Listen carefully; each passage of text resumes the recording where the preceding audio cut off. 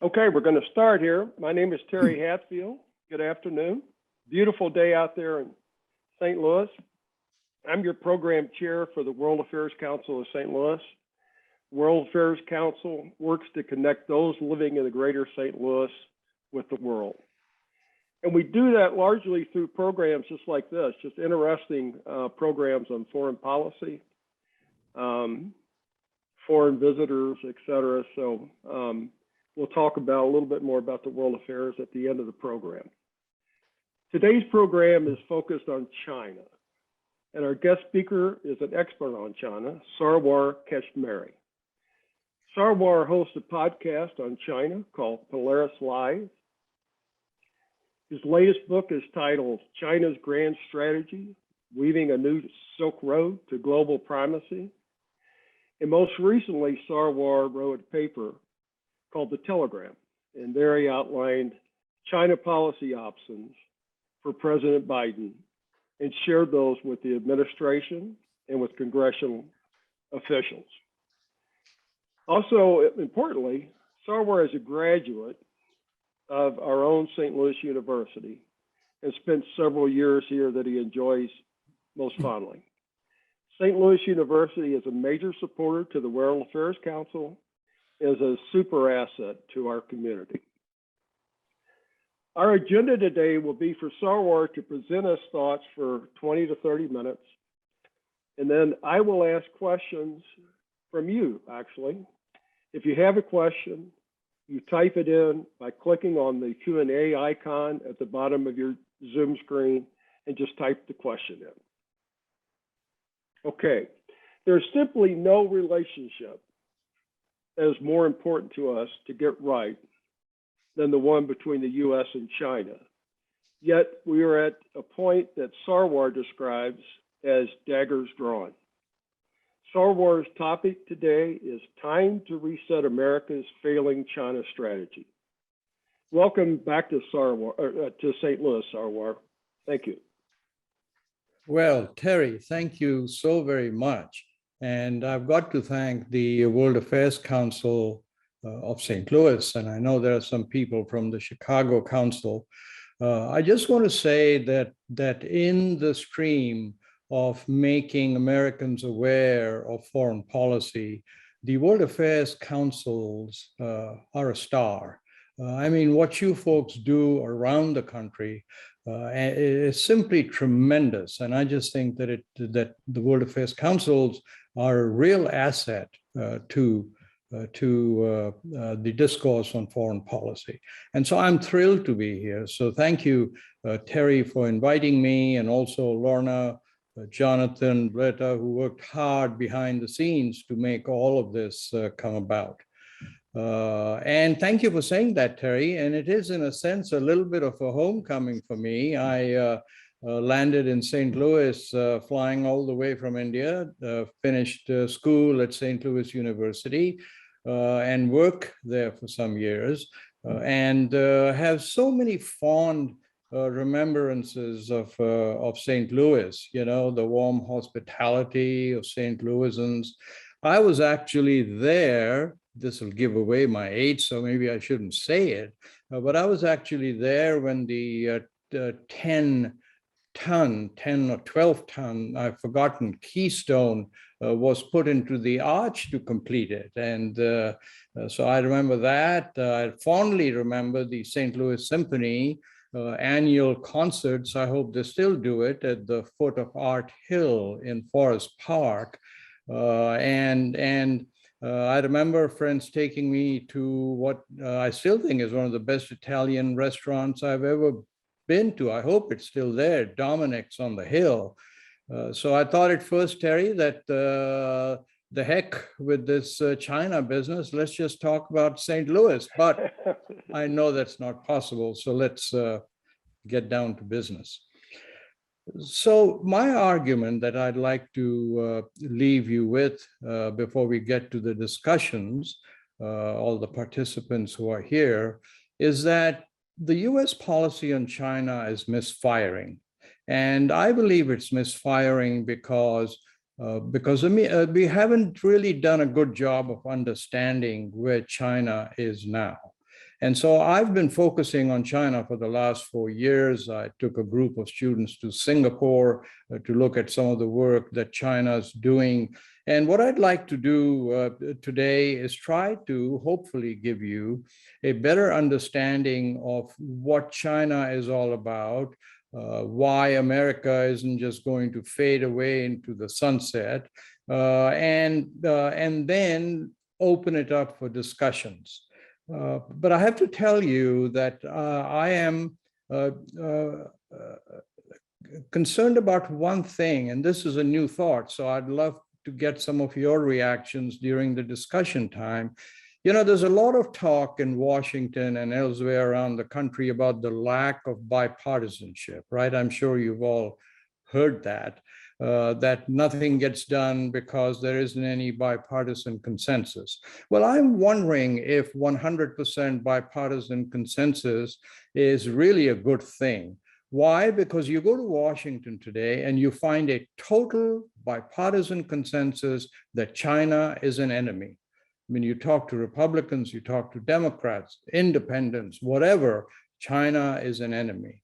And so I've started to question whether 100% bipartisan consensus is a good thing, because it basically shuts down the reception of any opposing viewpoints. So perhaps that's something that we can pick up, Terry, in the discussion.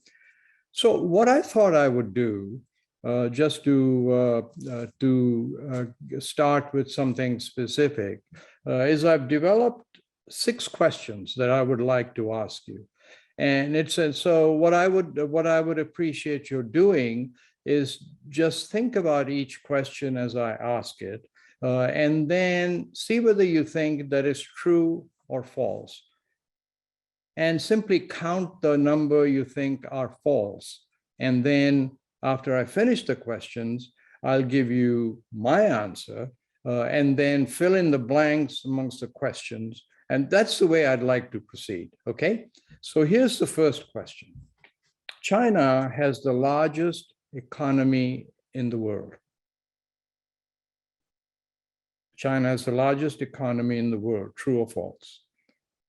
Number 2, if a conflict were to happen in the South China Sea, an armed conflict between the US and China, the US would most probably lose. Number 3, China is the largest aviation, automobile, cell phone, luxury good market in the world. Number 4, China has 25,000 kilometers of high-speed rail. High-speed trains are those that travel at 250 kilometers an hour or faster. So China has 25,000, true or false, kilometers of high-speed rail, which is larger than the high-speed rails around the world combined. Number 5, President Xi Jinping and the Communist Party of China are more popular than ever. Number 6, China is already helping build infrastructure in the United States. So those are the 6 questions, right? And what did you think? How many were false? So the answer is a trick question, obviously, that if you picked out any of them as false, you were wrong. All of those are entirely true, right? So let's just begin on that. China has the largest economy in the world. So there are 2 ways economists count the size of the economy, the gross domestic product, right? One is by simply translating everything into US dollars. The others that a lot of economists favor actually is called the purchasing power parity, as many of you I'm sure know, which is you figure out level pricing and apply that measure. And if you use purchasing power parity, China is already the largest economy in the world.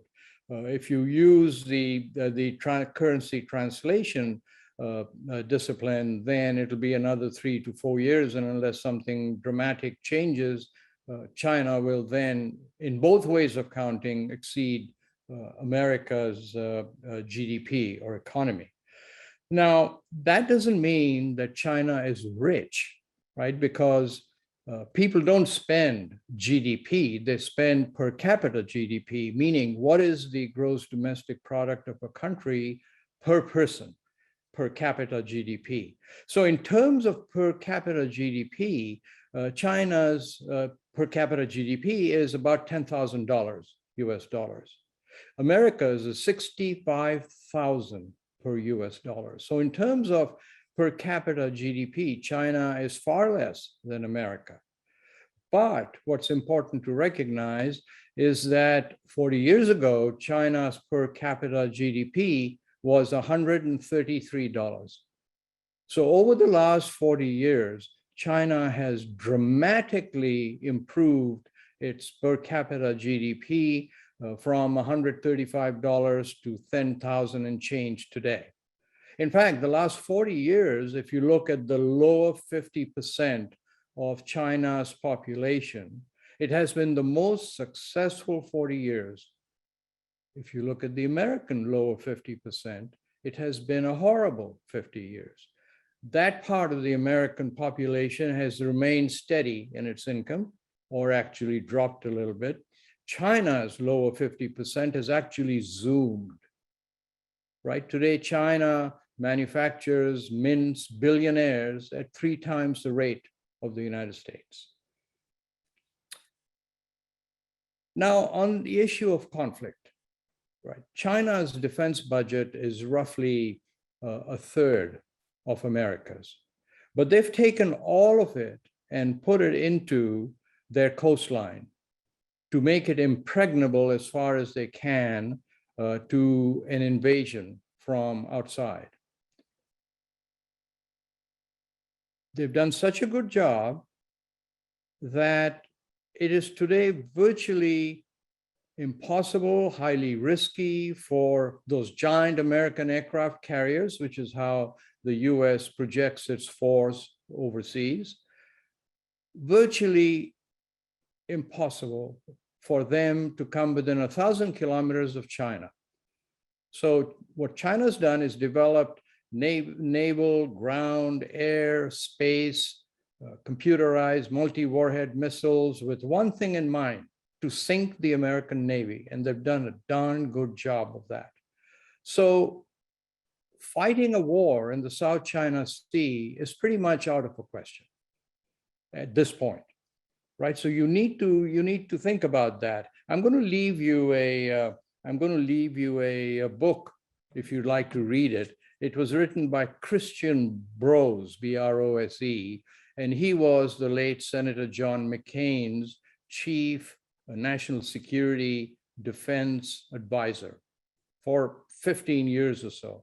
He's just written a book called The Kill Chain. I mean, my own research got me to think about this and convinced me that all this is true. But if you'd like to get an authoritative, detailed description of this, please read The Kill Chain. It came out last year, so it's Christian Brose. So that's the next point. The third one, when I say China is the largest aviation, automobile, cell phone, luxury good market in the world, half of Porsches, half of BMWs, half of Hermes scarves, half of Dolce Gabbana are sold in China. If China were to stop buying, and there is some evidence that that's starting to happen, it would be a real problem for luxury good manufacturers. You name the luxury item, Rolexes or Megas, China buys half or more of it. What's happening in the last few months as things get tough between China and America is that Chinese are starting to look at Chinese brands, Chinese luxury brands. And let's hope that that doesn't take its course and we really get hurt in that respect. So that's something else that in fact, here's an interesting thing. For some reason, the Chinese like Buicks. and General Motors brand Buick loses money in America. Every Buick that's made loses money in America. In China, it makes a ton of money, right? So I think that's interesting. I mean, if you were to make a business decision, you would stop the Buick assembly line in the United States and just leave it open in China, so one makes money on that. But of course, politically, that would be dynamite, wouldn't it? So what does all this mean as far as the United States is concerned? Well, I mean, it goes without saying that the United States isn't about to disappear and ride into the sunset, right? We have enormous assets, right? There's a huge financial market, highly sophisticated financial market. America has the largest bond market in the world, as many of you will know, right? The reason that America can run deficits when it needs to is because of this huge liquid bond market. And what that bond market does is give America enormous power. The US dollar, if you look at how world trade is paid for, the US dollar actually is about 80% of the currency that is used in the world to settle trade debt, right? I mentioned a few minutes ago that China has the largest economy in the world. Well, that doesn't translate to the Chinese currency, the renminbi. The renminbi actually accounts for, believe it or not, roughly 4% of world trade. It's a percent less than Canada, which is a far smaller economy than America's, right? Canada is about 10% of the American economy. And last but not least, I became aware of this issue in a private phone call with the former foreign minister of Singapore.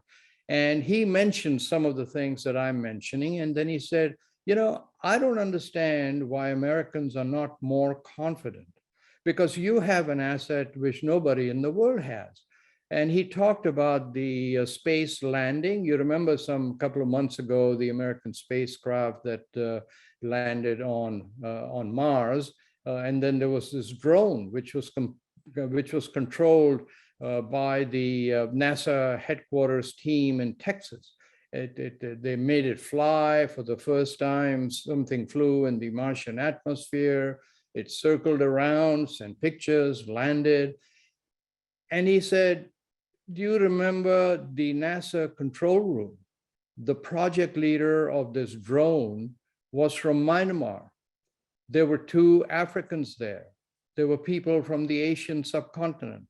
He said, if you watch that control room of NASA's, right, you had all of these people, it looked like a miniature United Nations.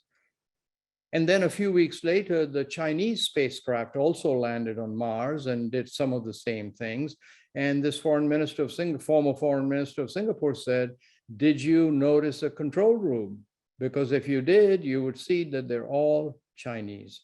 So China has a population of 1.2 billion from which it draws its talent, but the United States control all 6 billion people in every country in the world to get the best talent. And he said, Americans should never forget that is an asset that nobody else has in the world. So I just wanted to throw that out as something that really struck me as a powerful statement. So putting all of that together, right? We often talk, or there's talk of a Cold War. The comparison, of course, is with the Soviet Union. I don't believe that there is a Cold War even possible. The amount of trade we did with the Soviet Union in its best year, we do in a day with China, in one day, what we did in the best year with the Soviet Union, right?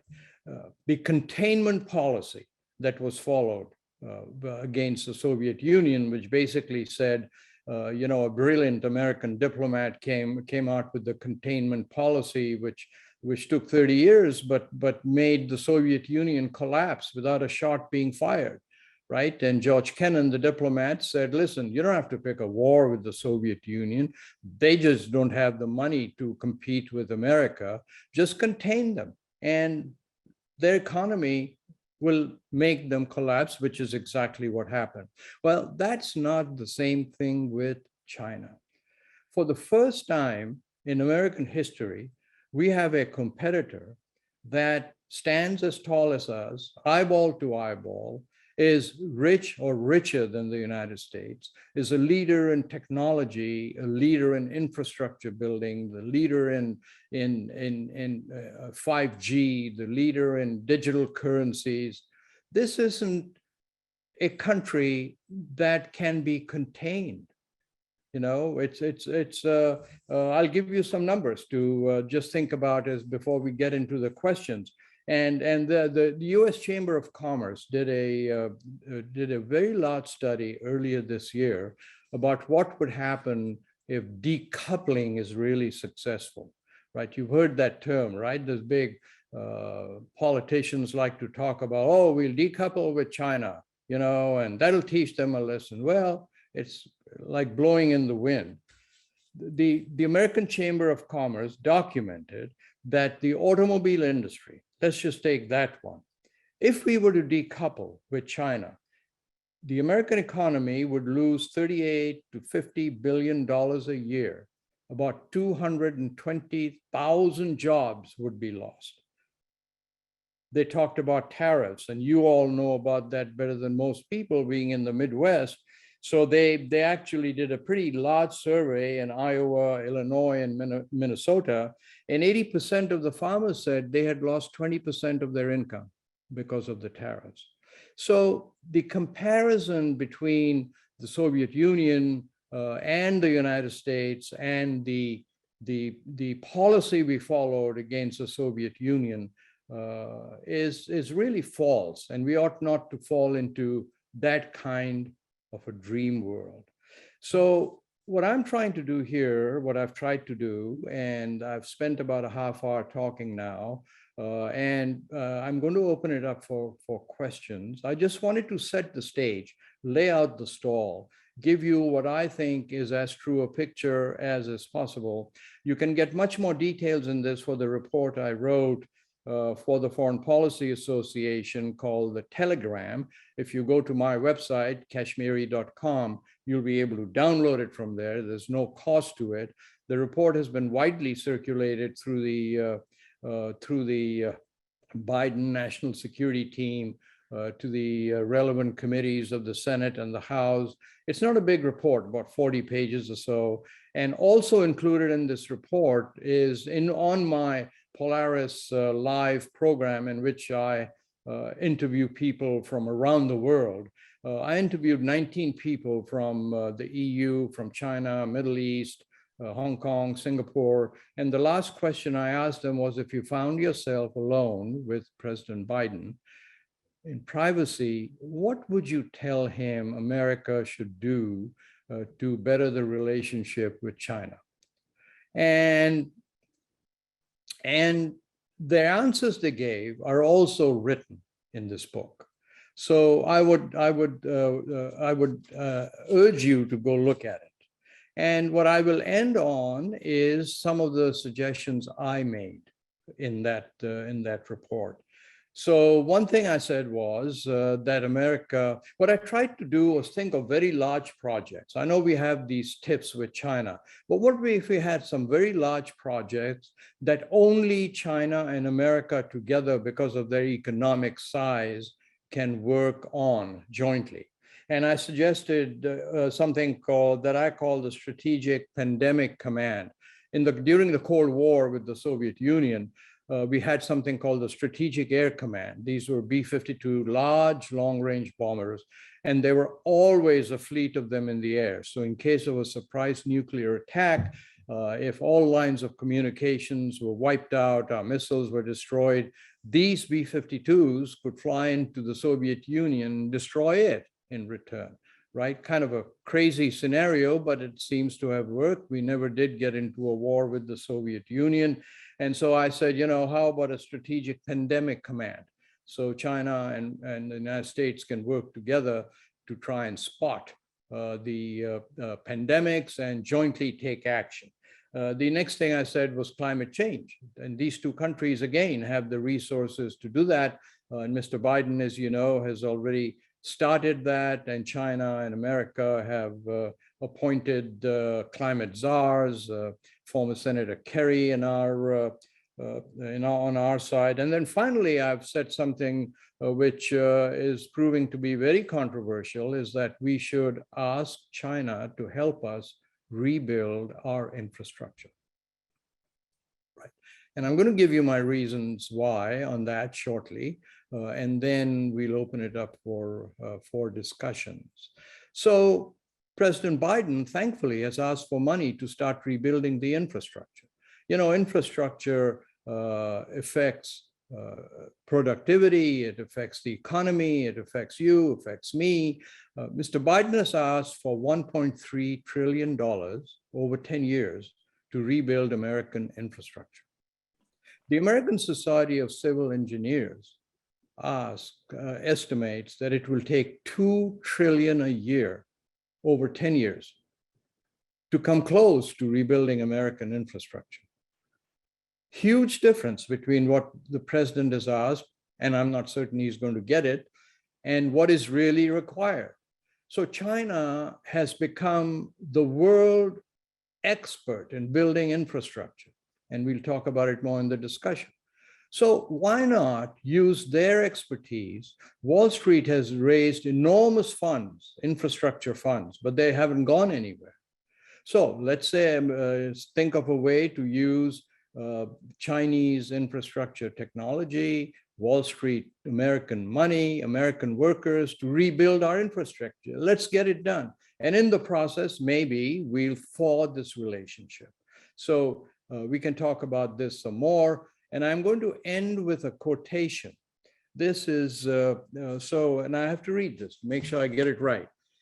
It behooves us to continue in these paths, doing what lies in our power to foster feelings of goodwill, and leaving no effort untried to work out the great policy of full and fair intercourse between China and the nations on a footing of equal rights and advantages to all.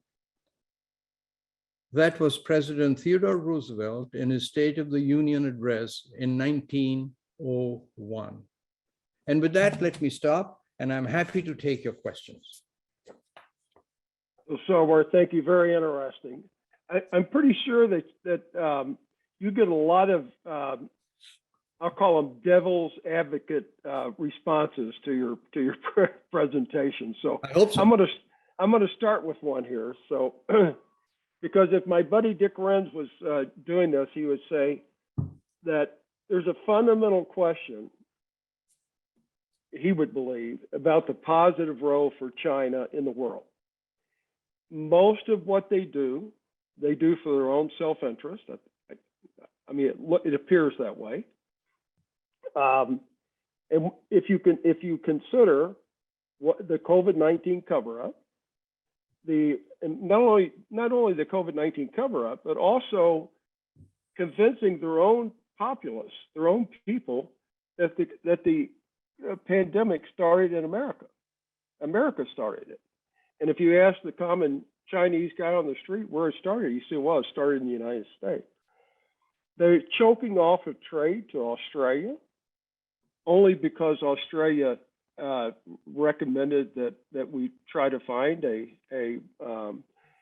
how the pandemic started and the source of it, ignoring the agreement they had with Britain on Hong Kong, genocide with the Uyghurs, cyber warfare through misinformation. So there's lots of issues that I think tell people, maybe not me, but certainly my buddy Dick Renz, that they're not friendly people, that they're not out there working for our benefit, they're working for their own benefit, and they don't give a hang about anybody else. So how do you combat that? Terry, you're breaking a pledge that you made to me that you'll start out with very simple questions. Come on. What is this? Listen, that is a fabulous question. And obviously, this is a question that finds its way in headlines all the time, right? From the left, from the right, from the center. Let me answer, first of all, very briefly by saying, do we have a choice? Do we have a choice? China is moving along its trajectory. 40 years ago, there were bicycles on the street. Now they land spaceships on Mars. They're leaders in 5G, digital currencies, right? They're building infrastructure in 139 countries. They know how to build tunnels, bridges, fiber optic lines, and so on. So first of all, I would answer simply and say that there is no choice. Then let's take the issue of self-interest, right? Countries have national interests. Everything we do in the national interest of other countries, or we do what is best for us first? I just let the audience think about that. Let's take the pandemic, right? China tried to hide the pandemic, right? It started in Wuhan. China tried to hide it. They soon found out that was a huge mistake as they got killed on all sides. So what did they do? They broke the DNA structure, they broke the genome structure, made it available to the entire world. Now, for those of you, and I'm sure many of you have been in Asia, the most important thing for people in Asia is saving face, right? So where did it start, right? Did it start in a lab in China, as what a lot of people behave? But that was thrown in their face. Hey, own up. It started in your lab. You hid it. All right. So then they said, okay, well, we had Americans who were doing research in this lab. Some of them worked with national security. So you guys planted something there that came up. That's how they would respond. And I'm just trying to point out that face is very important. Australia, I just think that they poked the Chinese, in the eyes. What is the reason why a country that's twice the size of Canada, on the borders of China, the largest trading partner of whom is China, would want to parrot this, if I may say, American position of this started in China. We need to find out where it started. Own up China. Asians do not like that. Chinese are the largest economy in the world. They don't like it. We don't have a choice but to work with the Chinese. How can we not do that? That's how I would answer it. Okay, good response. That's a good response. So I'm going to go ask some other questions here. So what are China's nuclear weapons ambitions? Do you have a feel for that? I mean, I read in your Telegraph piece that you were saying that China, our relationship with China is not existential like it was with the Soviet Union. So evidently you believe that China doesn't have the nuclear capability of a Russia, or, I think they're trying to build that maybe, I don't know. Do you know? Well, whether or not they have that? From what I know, and remember that both on the American side, Chinese side, French side, German side, we do the best, our intelligence people do the best to figure out what's really happening. And some of it sooner or later finds itself into people who work in this foreign policy, national security arena. So what I believe is known is that China wants to build a deterrence force so that they can avoid an attack. I would make the comparison to Israel. Israel isn't about to go start a nuclear war with anybody, but they are so vastly outnumbered by the countries that surround it that they developed a nuclear capability so that everyone would know that, if worse comes to worse, it will be cataclysmic for any country that attacks. If you go back in China's history, 3,000-year history, by the way, everybody likes to talk about the 3,000-year-old history. And so now I jump on the other side and I say, hey, listen, that's so great. They have a 3,000-year-old history. But hey, my country, the United States, hasn't done all that in 200 years, right? So, I mean, that kind of sets the stage for a good discussion. But nevertheless, they have never, in that history, become a colonial invasive power. Never. And I don't believe, and most people I know do not believe, that China is on the path to developing a colonial legacy. I might remind your listeners that that has not been the case in the West. If you go to the 13th, 14th century, the Dutch were then the big power, right? The guilder was the currency of the world. Then along came the Brits with the British pound. That was the currency of the world. Now it's America. Just go back and think about what each one of these powers did, right? As soon as they could, they colonized countries. In the case of the Brits, they went into China and they literally destroyed invaluable culture. This palace that was outside Beijing, it covered something like 15,000 square meters. Right? They invaded it, they burnt it. The army, British and French armies were given the right to burn everything, take whatever they wanted. Priceless treasures were destroyed. So that's been 100-year colonial history in China. We need to keep that in mind, right? China doesn't seem to have those ambitions. And why should it? America has 600 bases around the world, 600 bases around the world. China has none. They have one outpost in Djibouti in the Horn of Africa, which is surrounded, by the way, by outposts from America, from Germany, from Japan, right? These people have drinks together in the local bar. So China is a different animal. We need to spend more time understanding. No question. No question. We don't understand China for sure. But I have to say, I don't think the Chinese understand Americans either. So. No, in fact, if I may interrupt, sure. One of the people I talked to is probably the most influential asset manager in Asia. His name is Shan Waijan. Very interesting guy. I'll leave another book for your listeners. It's called Out of Gobi, Gobi. And this is his story. This is his story. During the Cultural Revolution, when the Chinese decided that schools were awful, universities were awful, send everybody to the farmlands, talk to peasants. He was sent to Mongolia to dig ditches, right? He said, that's the end of my career and my learning in the world. So he went from there, one man's trajectory. He went from there to becoming one of the most influential asset managers. He's in Hong Kong, Shan Waijan. Please go ahead, ask your question. Yeah, so this is a question on China 2025. So as you know, China identified 10 areas of industrial development. They said, hey, we're going to be a leader or dominate that sector.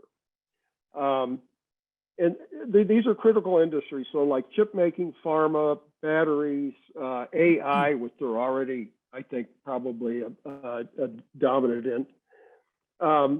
But I think there's people that would argue that it's kind of a zero-sum game. If I build up in China, and this is part of the 50% issue here in America. We used to build cars, and I'm going to relate to Pierce Power's question here. We used to build a lot of cars in St. Louis. We were the second largest car builder in the United States. Right. Well, that's all gone. We have one small plant up in Wentzville, and most of that manufacturing capability went to China, in all kinds of industries. And when they target 10 areas to dominate, I believe that somebody would argue that it's zero sum. If they gain, somebody's going to lose. If they build a huge pharmaceutical business where they're the dominant in that area, so there will be losers for sure. So I think the question is, do we help them? Do we help them to our own demise, or what position? This is a really critical issue, I think, for our nation. Absolutely. I couldn't agree more. It's a terribly. Yeah. Do we help them, or do we not help them? You know, so it's a conundrum. I don't know. I don't know. Right. Well, I mean, this is why I'm going to sound a little bit like a parrot here. We don't have a choice. They are on that path. Not only are they on the path, but the government policy, well-funded, requires that they continue to do that. And I'm going to compare that to what I think is a real flaw in American industrial policy, right? I'm a strong believer in capitalism. I mean, I started my own company in New York and ran it for 20 years, financial systems, accounting systems company. But I want to go back to when I was in college studying aerospace engineering. This was during the time that Mr. Kennedy, President Kennedy, had announced that an American would land on the moon within the decade and come back. And those of us who were studying aerospace engineering used to laugh and say, how are we going to do that? We have no idea of what space looks like for navigation. We don't have computers. We don't have navigation aids. We don't have the materials. The nose cones will burn up as they re-enter. And how can the president say in 10 years we land on the moon? Well, in hindsight, when I look back on that, I realized that what Mr. Kennedy was doing, remember, for those of you who haven't looked at that part of history for a while, at that time, the Soviet Union had already put a man around the Earth, right? They were the Sputnik, their satellite was circling the Earth. They had rockets that could put payloads into space orbit. American rockets were exploding on takeoff. We had no satellites.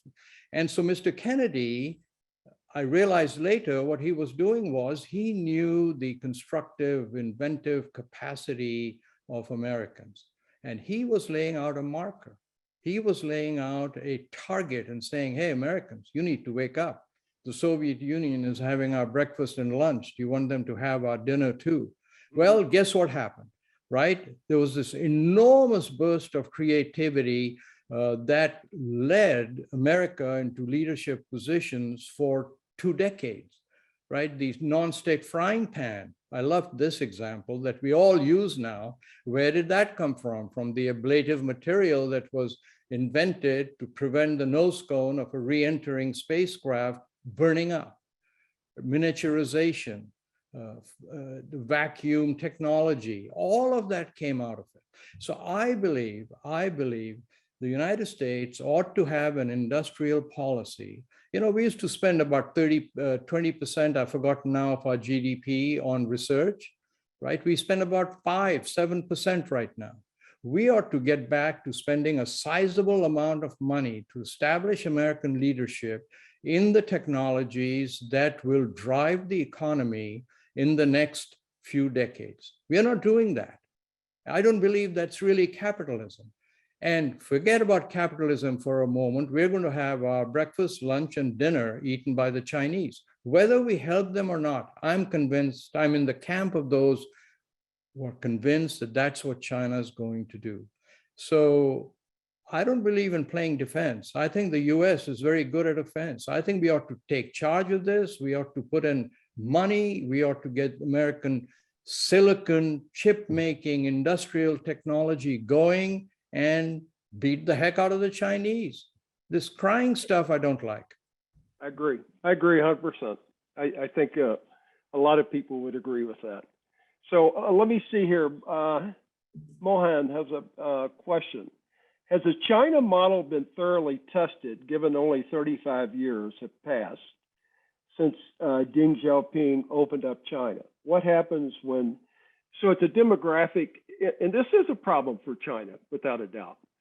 China is getting very old quickly, much older than America. And so the question is that economy going to build up quick enough, fast enough to make, China rich before the demographics and the downtrends catch up with them? I think that's the question. A very good a friend of mine who is a big man at MIT in Boston, I won't use his name. We were discussing this issue once, and he told me, Sarwar, whenever you're making a public talk, don't add anything to questions on China's aging and other problems, because he said, whenever we identify a big problem, they go ahead and solve it. But in reality, Mohan, I really don't spend time thinking about what problem China has or might have. I want to focus on what we can do in the United States, right? If China stumbles, their old age catches up, so be it. I don't find myself spending time thinking about China's problems, because that, to me, is non-productive.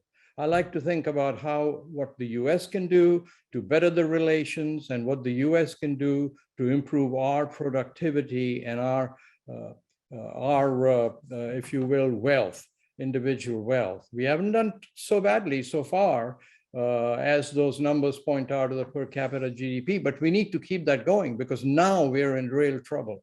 Now, Mohan, you sound like you're from the Asian subcontinent, as am I. So let me answer your question directly about, has the model been tested? 40 years ago, India and China were at the same line, economy-wise.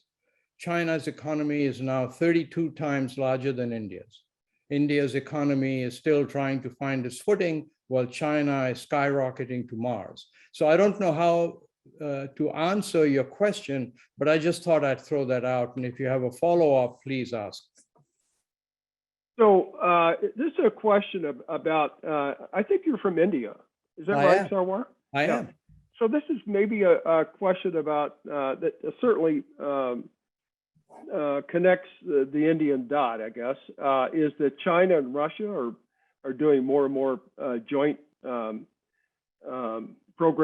military programs together.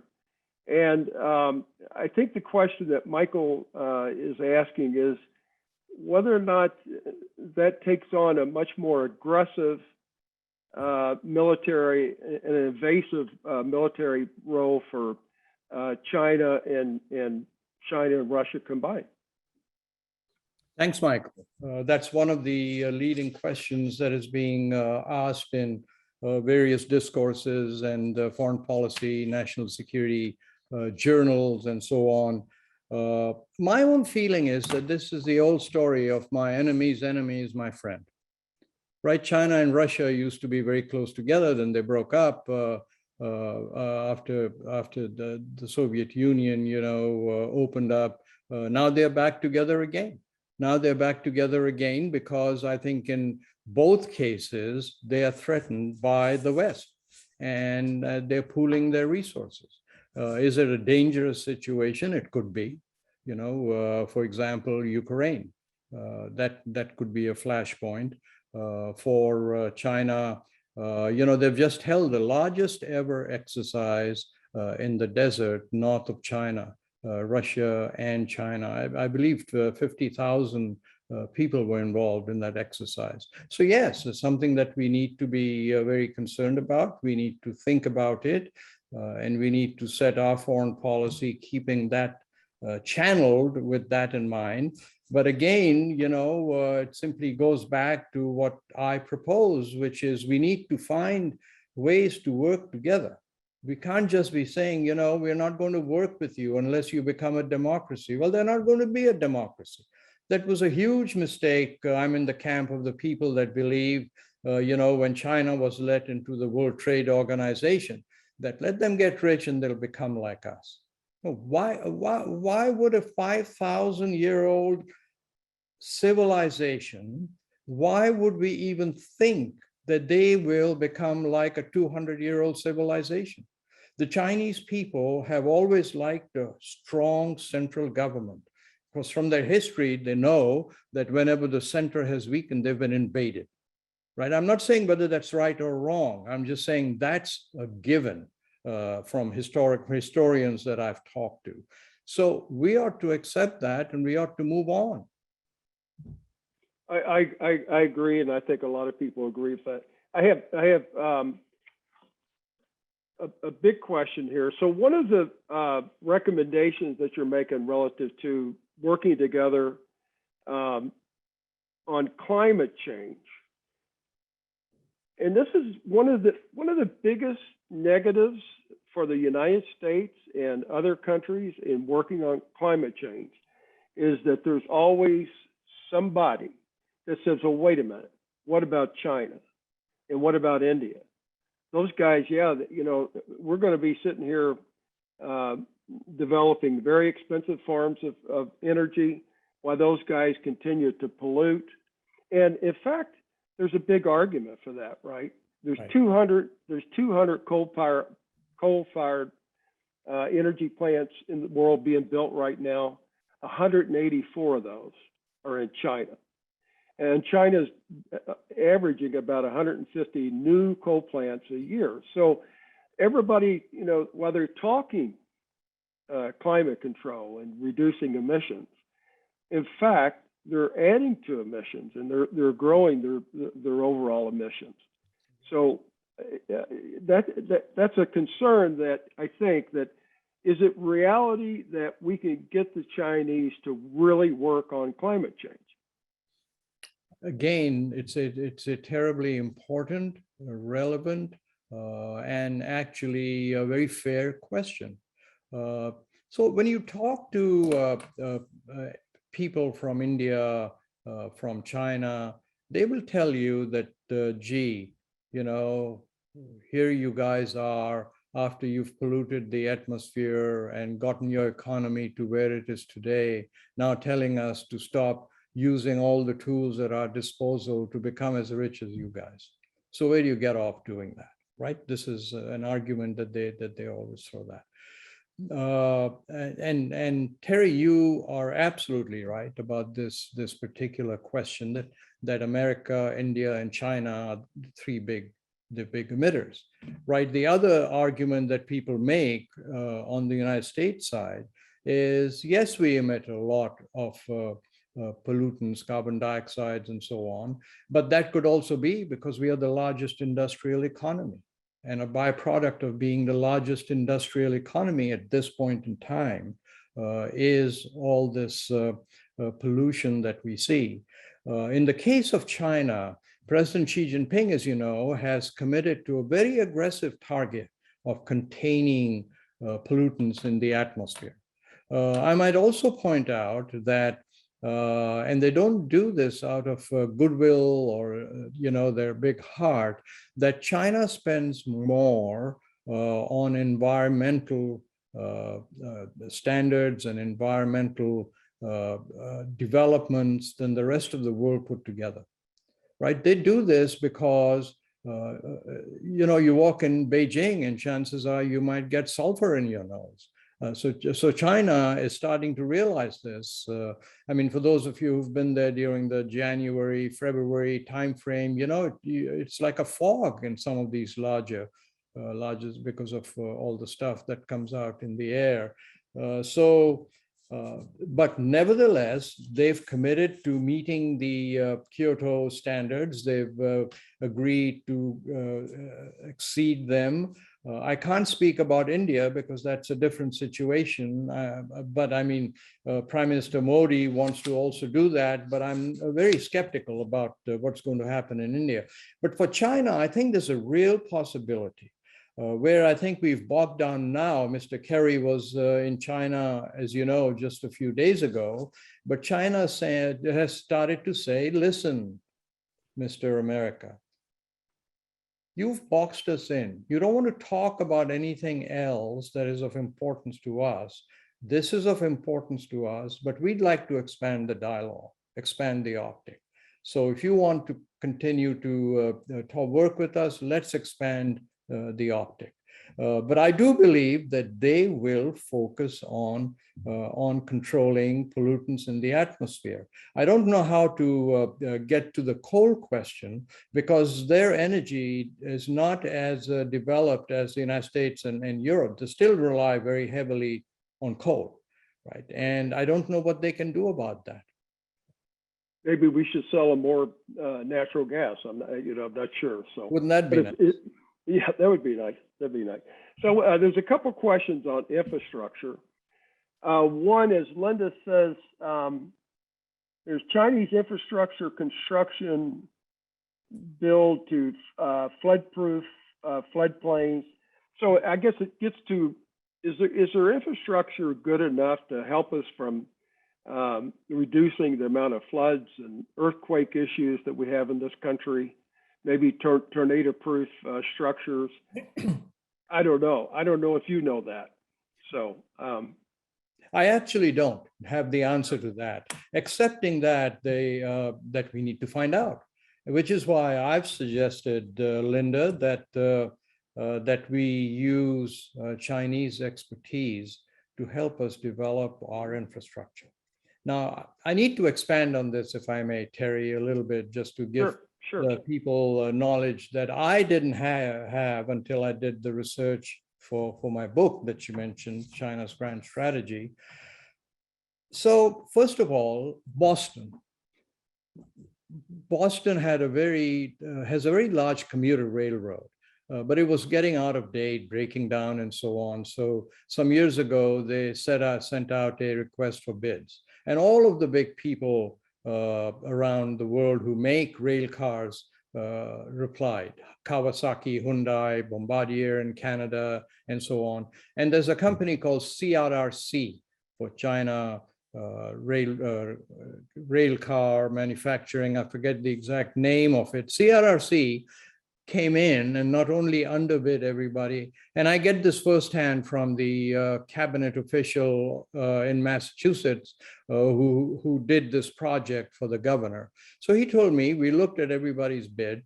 China underbid everyone by 20%. But that wasn't why we chose them. And I'm almost accurately quoting this man. He said that they were the only ones who met their schedule and targets, and who created the expertise to make more of the rail cars in their own country. So what China has done, they won this.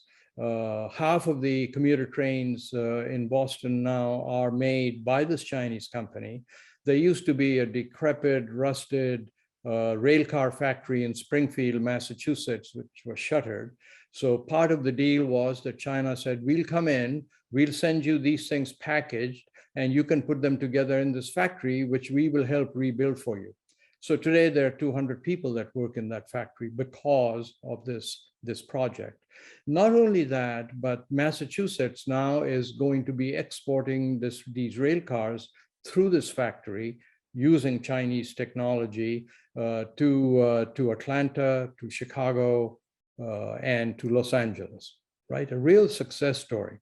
Good news story. The other one is even better.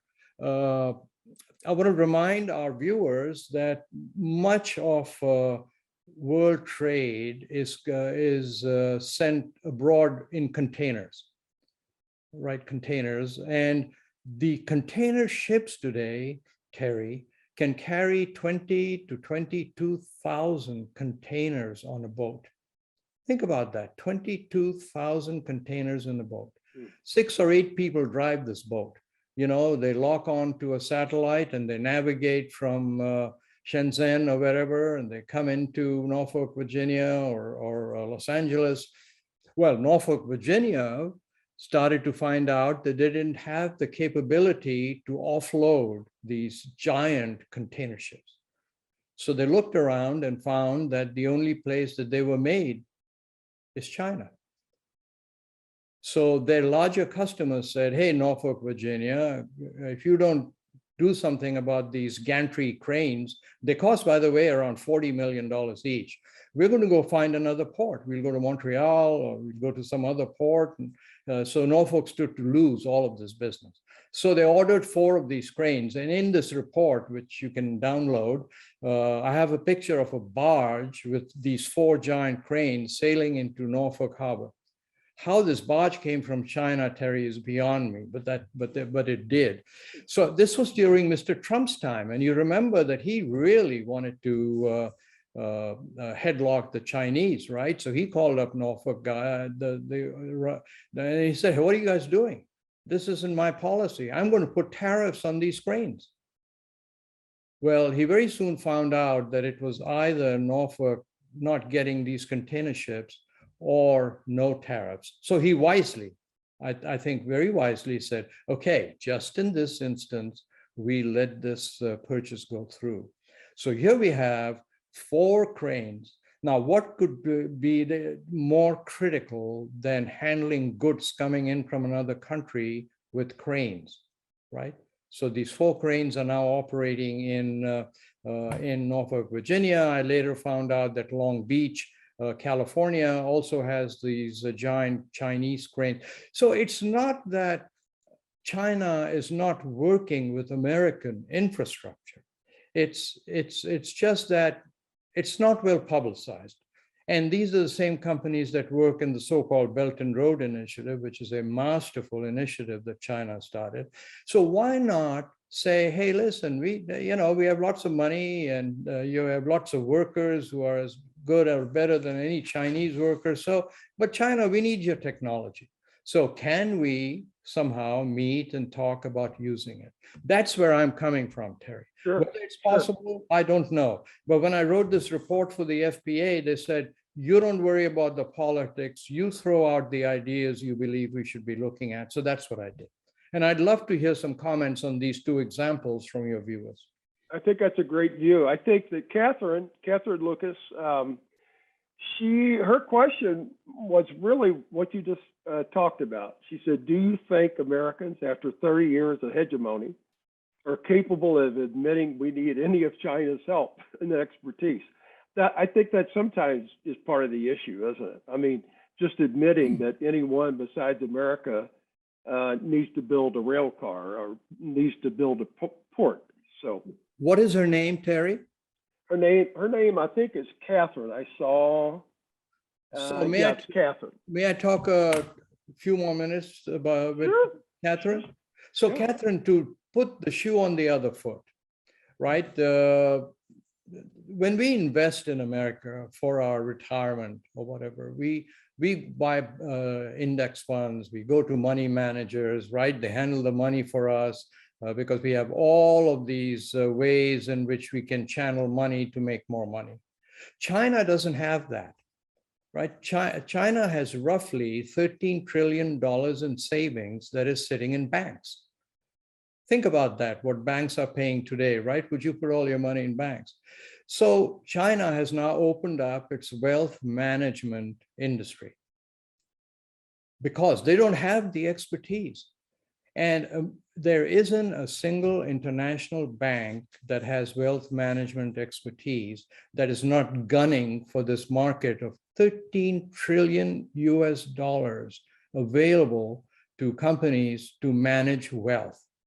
Right? You take Citibank, Morgan, Goldman Sachs, HSBC, ING in Holland.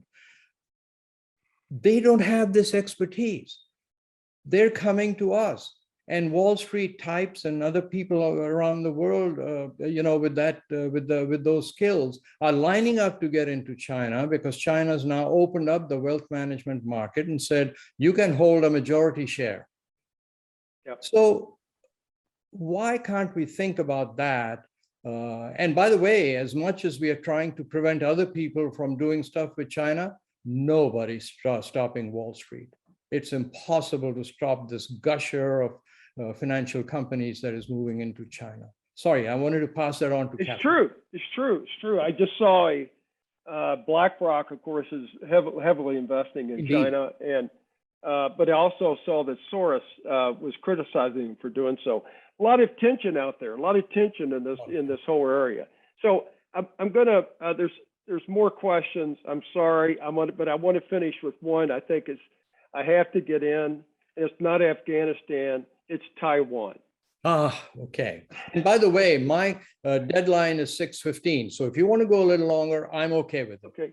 Yeah. I just want to get in a question about Taiwan because I think it's critical. And so what happens if China invades Taiwan? What do what do we do? What do you think we should do? Maybe it's not fair asking. No. It's a totally fair question. Totally fair question. Yeah.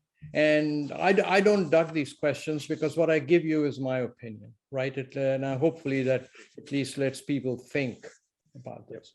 So remember how Taiwan, how we opened up to China, or China opened up to us, is when President Nixon said, okay, China, we'll remove Taiwan from the United Nations Security Council. You'll be the China and the Security Council. America will, going forward, understand there's only one China, and that's you, the mainland, People's Republic of China. However, we do have a commitment to the people of Taiwan. We realize there's only one China, and they may decide at some point to consummate that relationship. But if you've taken them by force, then we'll have to intervene, right? That was roughly what the agreement was. And so we've carried on the charade, if I may use that term, provocative term, of one China, but two Chinas. That's how we squared that circle. My own feeling is that if Taiwan ever heads towards independence, or if the United States makes a huge push to supply them with modern weaponry, that China will invade. And I don't think there's going to be anything that we'll be able to do about it militarily, right? We can then get into again more tariffs, more this, more that, because as I explained earlier, China is the hegemon, is the superpower in that part of the world. And I think, and I'll quote a general who won't be named, who was part of an American military mission to talk to the Chinese military. And he asked his counterpart, a Chinese general, that what do you think America would do if you guys invaded Taiwan? I'm paraphrasing, obviously. And the Chinese general said, you're not going to do anything.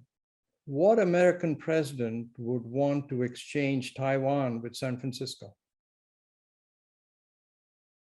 So that's my feeling.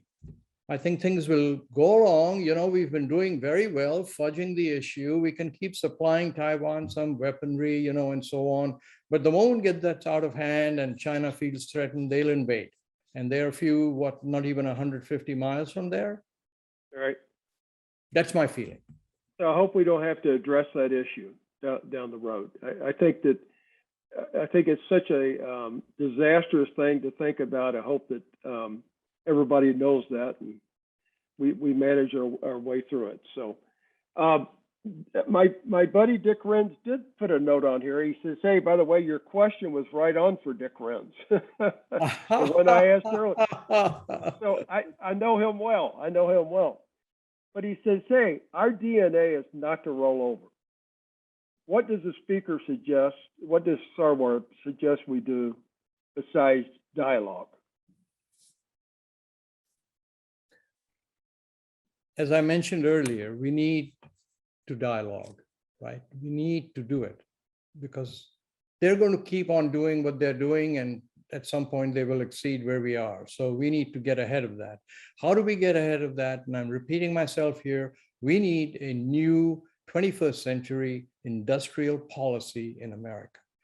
I really do believe that America is best when it's on the offensive and it's engaging the creative minds that already exist here and that we can draw from around the world. So we ought to have, I think it was, I forget which president it was that said, anytime a foreign student graduates in a high technology area, he should get a green card with his degree. Trap this guy. Don't let them go. Think about that NASA control room with the United Nations inside managed. So we need to have a new industrial policy. We need to have a more enlightened immigration policy. And we need to really supercharge Americans like Mr. Kennedy did. We need to give them something to think about. China's leading in 5G, where 6G is not far behind. Well, how about a target that says the United States is going to lead the world in 6G? Yep. The United States is going to lead the world in the Internet of all things. I mean, you can pick and choose, but that would be my way of doing it. Talk to them, but play offense. Yeah, I totally agree with that. I just, we have to have a moonshot kind of moment in this country and stop bickering and fighting as the way the politicians are, and figure out what we want to be when we grow up here the next 10 years. So, but how do you square that, Terry, with this, with the people who say, well, that's not capitalism. We are a capitalist country and that's socialism. So I think there's a way of managing that. I think, we went to the moon. The government didn't go to the moon. There was a whole lot of companies that helped us get to the moon. And besides just NASA, a lot,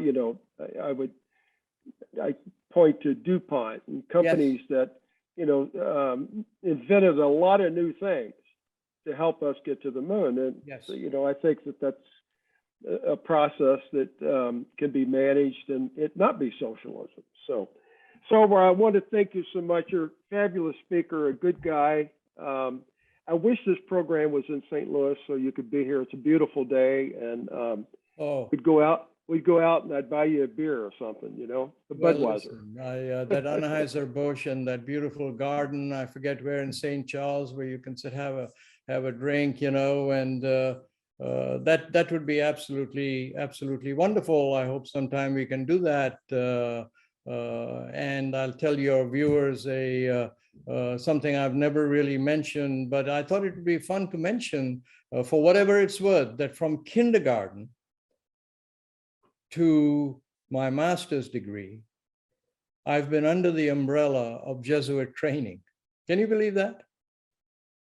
No. And I will leave you with one other thought, and this is about Islam, Muslims, and what people view and see. My mother was a Sunni Muslim. My father was a Shia Muslim. They decided to send me to a Jesuit school. They were in love 50 years from the time that they met. So all is not what it seems. And thank God for the World Affairs Councils, because you people broaden the American optic. And what a great job you do. Fabulous, fabulous. Thank you very much, Sarwar. I just want to remind everybody that you can check out Sarwar's website. All that information is on the chat box. You can purchase his books. You can turn into his weekly podcast. There's just a ton of information on his website, so check it out in the chat box. Also, if you enjoyed the program here today and would like to donate to the World Affairs Council of St. Louis, that would be great. Or better, be a member of the World Affairs Council. That link is also to our website, is also in the chat room. Our next program is going to be a fellow named Jim Hershey, who's a longtime member of the World Affairs Council, who's been living in Cambodia. And he's coming back in October, and we're doing a presentation with him, hopefully live, on his life in Cambodia. We have a program after that, the role of women in the military by Dr. Tanya Roth. Very excited about that. And then finally, we will have a program on cybersecurity that we're currently building, and hopefully that'll be before to the end of the year. So everyone have a good evening. Thanks for all the great questions and your attention. Sarwar, good evening. Bye now. Good evening, and thank you very much. Okay, thank you. Bye.